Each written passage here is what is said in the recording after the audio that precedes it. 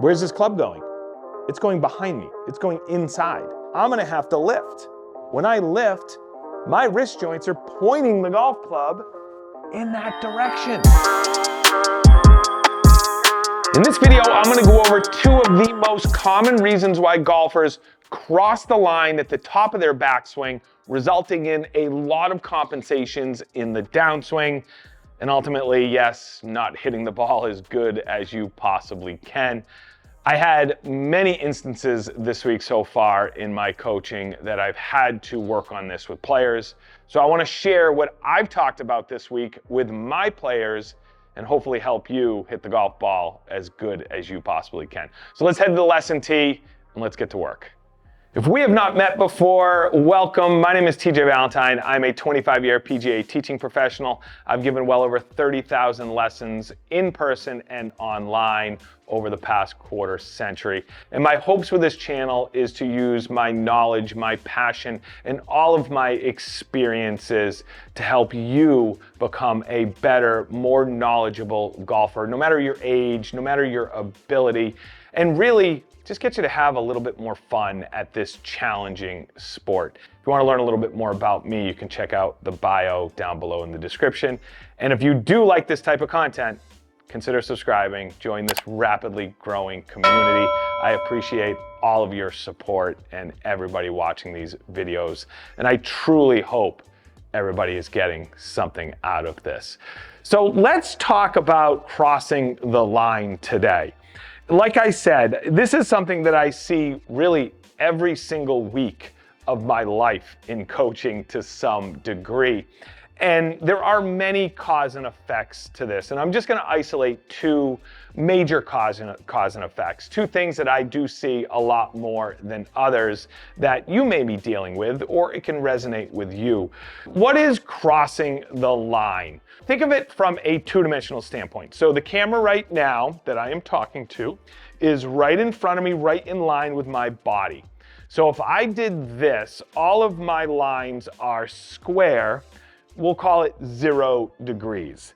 When the golf club gets to the top, I'm not saying there is a perfect position, but crossing the line means that golf club is worked too much over here, towards the golf ball, to the right if you're a right-handed golfer, over your head.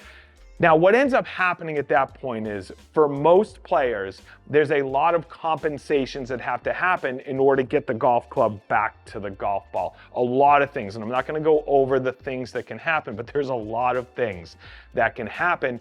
And again, golfers, you're athletes. You're all good athletes, and your brain and your body will do the best it can to get out of a poor position to strike the golf ball. Are you ever going to reach your potential that way? No. So if you are dealing with this, this is something most likely you have to address.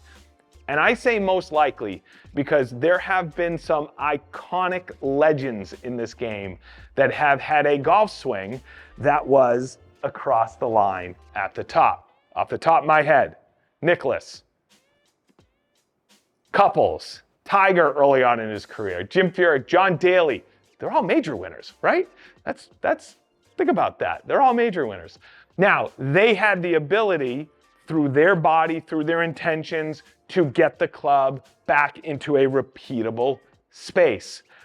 Not a lot of you out there have that skill set to do it. And honestly, a lot of you out there are restricted by certain things, and that's why you physically can't do it. You can't get back into a good position, and I don't expect you to necessarily. Those players are elite. They're elite for a reason. You know, they're very special when it comes to this sport. So, unfortunately, not all of us are like that. So we have to get good at things. We have to be more efficient with everything. Now, I had mentioned the two-dimensional view here, and I do want to know how many of you out there film your golf swing and self-analyze it? Or do you work with a coach in person or remotely that analyzes your swing? Me as the coach, when someone asks me, should I be filming my swing? I have to know the person. And the reason why I say that is there are some players that I know that are very analytical, that will analyze every piece of the puzzle of their golf swing it will become a mess at that point. Paralysis through analysis. Any of you? Does that ring a bell? Now, there's some players that can separate a lot of things and can isolate the things that we talk about and work on those. Absolutely. If you're that type of player, and if you can do that, I want you to film yourself. I want you to be able to put real and feel together. That's the hardest thing in this sport. If you can't feel what you're doing, or if you can't put real and feel together, because they don't necessarily work together, unfortunately, we need feedback. And the video, the two-dimensional, it's only 2 dimensions. It can help you though. I'm actually working on a video right now that's going to be coming out in the next few weeks, hopefully. And simply it's how to film your golf swing to build a successful golf swing. It may seem simple to film your swing, but there's a lot of nuances that you do have to follow, that you have to get right in order to really leverage a 2-dimensional video to your advantage. So if that is something you might be interested in, make sure you stick around. So let's dive into the first cause. The first major cause. Again, there are many cause and effects for certain things in the golf swing, but I want to address 2 of the things that I see that occur more often than other things. And number 1, the grip. The way we hold on to the golf club can greatly be tied into how the club moves dynamically. A lot of people think the grip is simply tied into club face. Now, it's tied into club face. The stronger we hold the club, which basically means if we turn our hands more to the right as a right-handed golfer, we get a little faster, quicker, earlier rate of rotation of the face angle as we dynamically move the club through space and time. But what it also does, it changes the way the wrists hinge, simply put, during the golf swing. So if I have a grip that is too much to the right and it is not a functional matchup for my swing, and that's the caveat to this, because there are definitely players that play better and have better matchups with a slightly stronger grip as opposed to a neutral grip or a slightly weaker grip. And this is not about those players. This is about the players that it has a dramatic effect on how the club moves through space and time.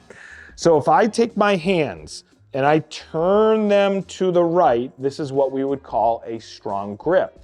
My wrists now hinge this way. They do not hinge this way. If I had a neutral grip, I could hinge the club up and down pretty freely. The more I turn my hands to the right, I can't do that, but I can do this. Now, if I stood this way at the golf ball and did that, where's this club going? It's going behind me. It's going inside. As soon as that club goes behind me and inside, I'm gonna have to lift. When I lift, my wrist joints are pointing the golf club in that direction. Over the top, cross the line. Then I'm gonna have to do all sorts of corrections in the downswing to compensate for that.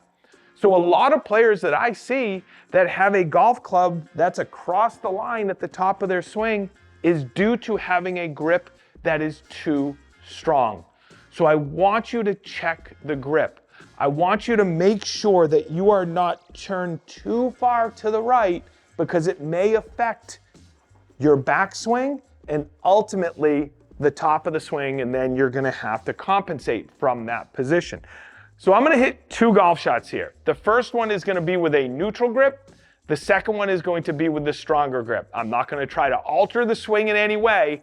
I'm just going to swing my golf swing with 2 different grips, and I'm gonna show you how much it affects how the club moves.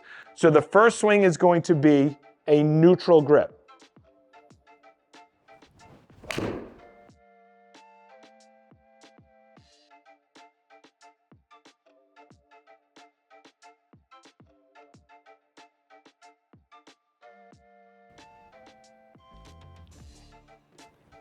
The second swing is going to be the stronger grip. That feels weird. Whew.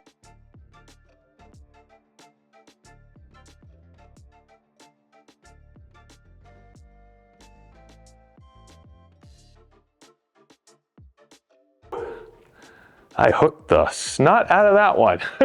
Now, you can see the difference. I'm gonna pop them up on the screen right now. So I'm gonna put them side by side. I'm gonna put the weak grip, and I'm gonna put the neutral grip, and I'm gonna put the strong grip next to each other. Look at the difference in the two positions at the top. You can obviously see that the strong grip is crossing the line at the top.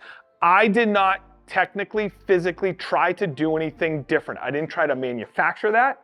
It just happened because of my wrist joint positions, because of the grip.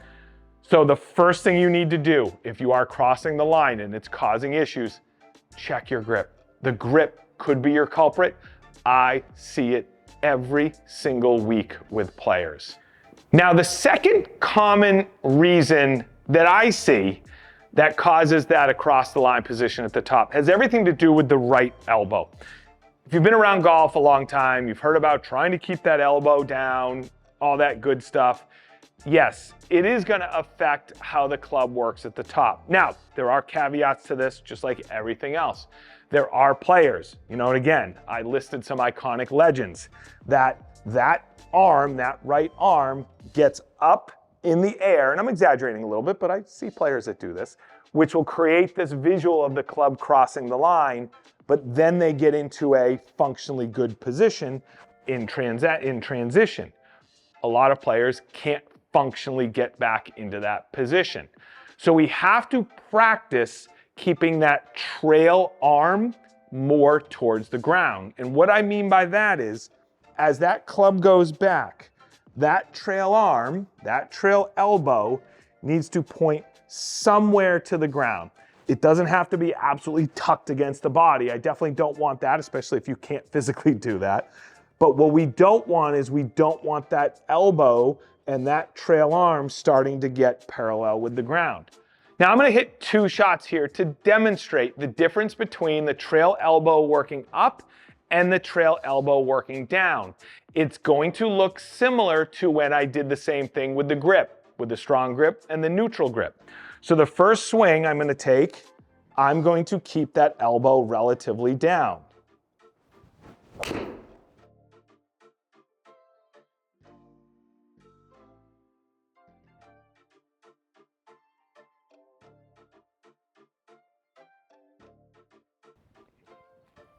And that was a well-struck ball.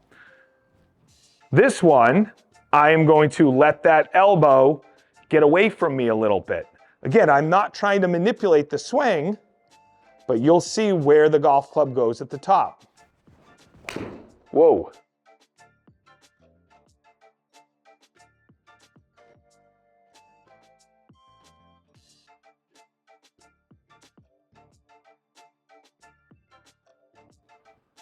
Now, I had a little whip in the transition in that one to try to get that one back on plane.